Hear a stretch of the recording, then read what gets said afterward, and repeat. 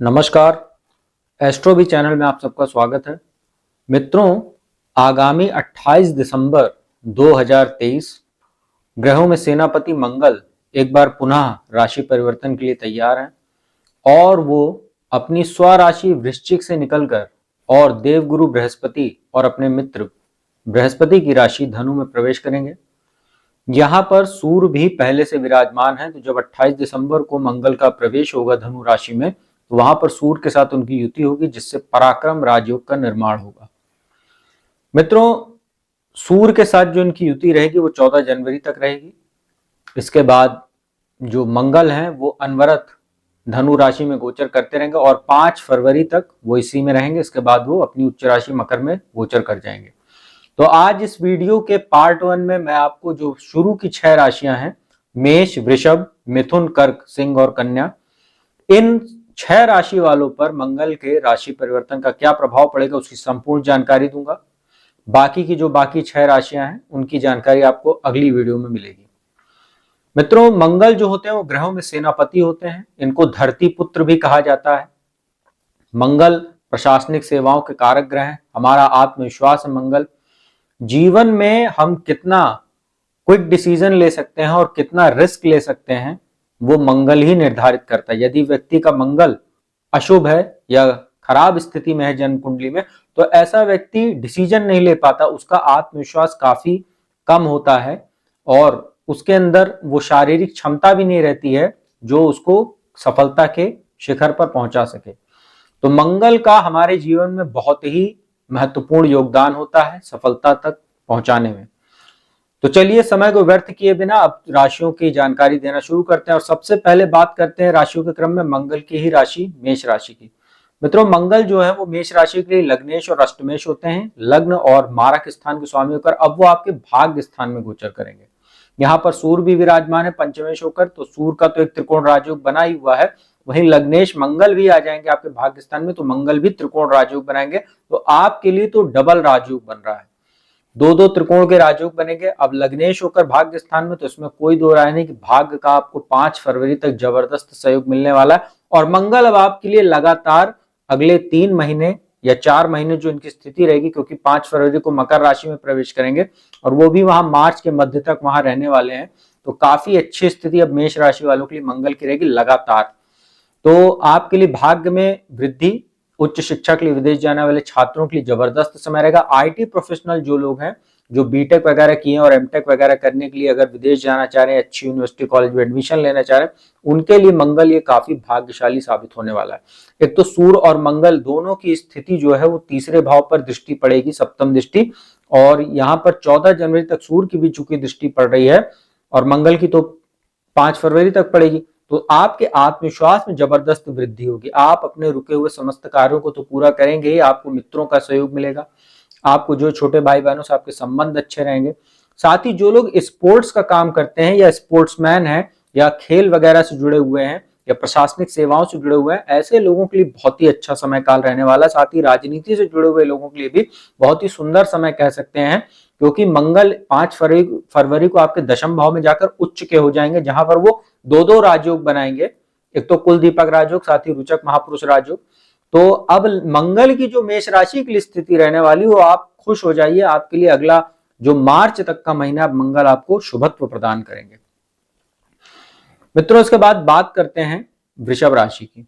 वृषभ राशि के लिए मंगल जो होते हैं वो एक केंद्र के स्वामी होते हैं, सप्तम भाव, साथ ही द्वादश भाव के स्वामी होते हैं जो नाश भाव होता है। अब वो अष्टम भाव में जा रहे हैं, तो वृषभ राशि के जो जातक हैं उनके लिए मंगल का गोचर समस्या लेकर आ रहा है। हालांकि एक विपरीत राजयोग बन रहा है, द्वादश के स्वामी होकर अष्टम भाव में है, परंतु यह आपके लिए तमाम तरह की चुनौतियों को पैदा करेगा। स्थान परिवर्तन आपका हो सकता है। सप्तमेश होकर अष्टम भाव में एक तो मांगलिक दोष भी बना हुआ है, साथ ही पति पत्नी का स्वास्थ्य प्रभावित होगा और वैवाहिक जीवन में आपको तमाम तरह की समस्याओं का सामना करना पड़ सकता है। आपका कोई दुर्घटना के भी योग बन सकते हैं, साथ ही कोई सर्जरी वगैरह आपकी पेंडिंग थी वृषभ राशि वालों की, तो वो 5 फरवरी के मध्यकाल में आपको देखने को मिल सकती है, 28 दिसंबर के बाद से। साथ ही अष्टम में मंगल बैठे हैं, इनकी दृष्टि लाभ भाव पर है, तो आपको अचानक धन लाभ भी मंगल करा सकते हैं और दूसरे भाव पर दृष्टि रहेगी तो जो धन लाभ आपको इस गोचर के दौरान होगा, या आपका जो संचित धन है वो उसी प्रकार से खर्च भी हो जाएगा, चाहे परिवार में किसी का स्वास्थ्य प्रभावित हो, चाहे आपका ही स्वास्थ्य, जैसा मैंने भी बताया है, दुर्घटना आदि के योग आपके लिए प्रबल रूप से बनेंगे, क्योंकि यहाँ 14 जनवरी तक सूर्य भी विराजमान है। इसका आप बहुत ही ध्यान रखिएगा। हड्डियों में दर्द, नसों में समस्या, आंखों में समस्या, ये सब भी समस्याएं आपको लगातार देखने को मिलेगी, और आपको बवासीर जैसी भी समस्या हो सकती है। अगर आपको पहले से है तो वो दिक्कत बढ़ भी सकती है, तो चिकित्सीय परामर्श आप लेते रहिएगा।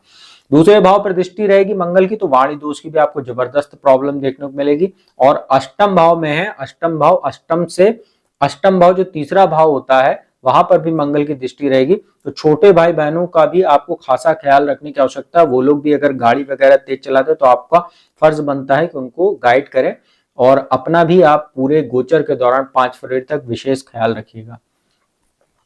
इसके बाद बात करते हैं मिथुन राशि की।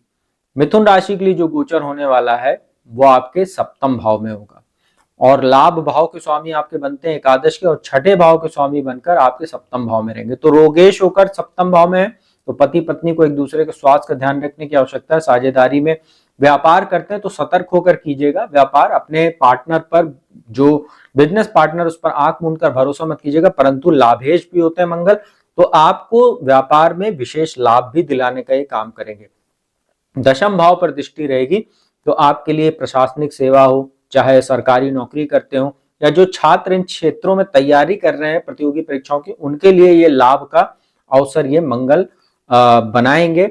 और लग्न पर दृष्टि रहेगी तो मान सम्मान भी आपका बढ़ेगा, और सप्तम भाव में बैठ के, और अष्टम दृष्टि दूसरे भाव पर है, तो परिवार में किसी मामले में मतभेद हो सकता है। ससुराल पक्ष से कुछ आपका छोटा मोटा आपका विवाद या छोटी मोटी कुछ बातें ऐसी हो सकती है जिससे आपका मन व्यथित हो या संबंधों में तनाव हो, परंतु आपको धन लाभ ये करा सकता है मंगल दूसरे भाव पर दृष्टि डाल के, चाहे वो पैतृक संपत्ति से जुड़ा कोई मामला हो क्योंकि आपके लाभेश होते हैं, और चाहे तो आपको कोई पर ससुराल पक्ष से भी कोई आपको संपत्ति या उपहार का लाभ ये मंगल दिला सकता है।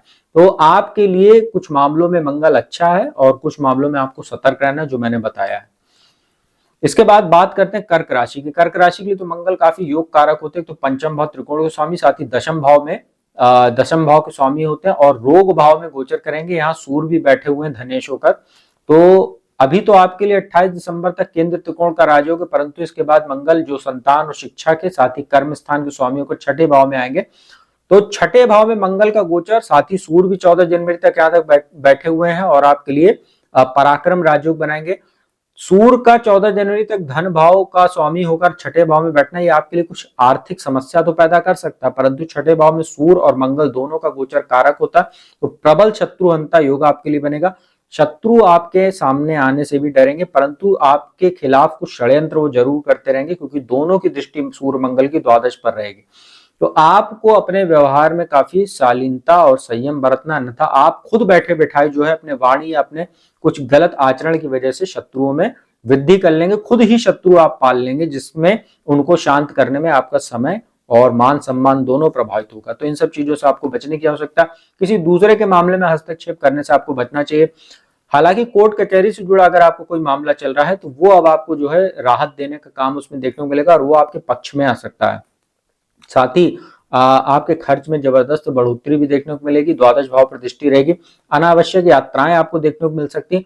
हालांकि आपको विदेश यात्रा अगर करनी हो, चाहे शिक्षा के पर्पज से, चाहे किसी काम के पर्पज से, या आप कोई जॉब वगैरह अगर देख रहे थे और विदेश में अगर आप चाह रहे थे सेटल होना, उसमें ये मंगल आपको फायदा दिला सकता है। साथ ही लग्न पे दृष्टि रहेगी, तो आपका स्वास्थ्य कहीं ना कहीं प्रभावित होगा। आपको ब्लड इन्फेक्शन वगैरह या कोई दुर्घटना आदि के योग आपके बन सकते हैं। तो गाड़ी वगैरह चलाते समय सावधानी बरतिएगा। और भाग्य स्थान पर दृष्टि रहेगी। रोग भाव में मंगल बैठे हुए हैं, तो अपने संतान का तो आपको ध्यान रखना ही है, उसके स्वास्थ्य का, साथ ही अपने पिता के भी स्वास्थ्य का ध्यान रखिएगा, क्योंकि भाग्य स्थान पर दृष्टि रहेगी रोग भाव में बैठ के। तो मंगल का गोचर आपके लिए काम के लिए, शिक्षा के लिए, विदेश यात्राओं के लिए अच्छा है, परंतु रोग, चोट, इन सब चीजों के लिए कुछ ये समस्या पैदा करेगा। साथ ही शत्रुओं में भी ये वृद्धि कराने का काम करेगा। इसके बाद बात करते हैं सिंह राशि के। सिंह राशि के लिए भी जो कर्क राशि के तरीके मंगल योग कारक होते हैं। चतुर्थ भाव जो भौतिक सुख साधन का घर होता है, केंद्र स्थान, और भाग्य स्थान जो होता है, इन दोनों भाव के स्वामी होकर आपके पंचम भाव में रहेंगे। तो आपके लिए त्रिकोण का राजयोग बन रहा है, और सूर्य भी यहाँ पर बैठे हुए हैं लग्नेश होकर, तो दो त्रिकोण का राजयोग आपके लिए भी मेष राशि की तरह बना हुआ है। शिक्षा संतान में आपको विशेष सफलता, जो लोग संतान के लिए प्रयासरत हैं उनके लिए बहुत ही अच्छे अवसर यहाँ बनेंगे। हालांकि मंगल यहाँ बैठे हुए हैं तो आपको ये जरूर ध्यान रखना है कि जो संतान उत्पत्ति होगी वो उसमें कुछ कॉम्प्लिकेशन आ सकती है, मिसकैरेज वगैरह की संभावना बनती है जब मंगल यहाँ बैठते हैं, या संतान सिजेरियन होती है, नेचुरल उसकी डिलीवरी काफी कम देखने को मिलती है। इसका आप जरूर ध्यान रखिएगा क्योंकि पंचम भाव में जो मंगल बैठेंगे उनकी नीच दृष्टि अष्टम भाव पर रहेगी, तो कॉम्प्लिकेशन आपको देखने को मिलने वाली है जरूर। हालांकि सूर्य मंगल दोनों की दृष्टि लाभ भाव पर रहेगी तो मान सम्मान आपका जबरदस्त बढ़ेगा। सरकारी नौकरी करने वाले लोगों के लिए पद प्रतिष्ठा प्रमोशन में वृद्धि, साथ ही जो लोग प्रशासनिक सेवा करते हैं या सरकार में है या जो है राजनीति से जुड़े हुए हैं ऐसे लोगों के लिए बहुत ही अच्छा समय काल है। साथ ही शेयर मार्केट वगैरह से भी आपको अच्छा धन लाभ मिल सकता है। हालांकि आपको यह ध्यान रखना है कि मंगल की जो अष्टम दृष्टि है वो द्वादश भाव पर है, तो आपको किसी भी प्रकार का बड़ा निवेश करने से पहले या शेयर मार्केट आदि में निवेश करने से पहले अच्छे से सोच विचार लीजिएगा, अन्यथा द्वादश भाव पर जो मंगल की दृष्टि पड़ेगी तो आपको कहीं ना कहीं धन हानि भी करा सकती है, इसका आप ध्यान रखिएगा। इस वीडियो की अंतिम राशि बात करते हैं कन्या राशि की। आपके लिए तो मंगल कहीं से भी योग कारक नहीं होता और ना ही ये गोचर आपके लिए कोई बहुत अच्छा रहने वाला है। अष्टम भाव के स्वामी बनते हैं, साथ ही अष्टम से अष्टम जो तीसरा भाव तो दो मारक स्थान के स्वामी होकर आपके चतुर्थ भाव में रहेंगे। चतुर्थ भाव में सूर्य भी बैठे हुए हैं, ये भी आपके लिए कोई कारक नहीं होते, नाश भाव के द्वादश भाव के स्वामी होते हैं।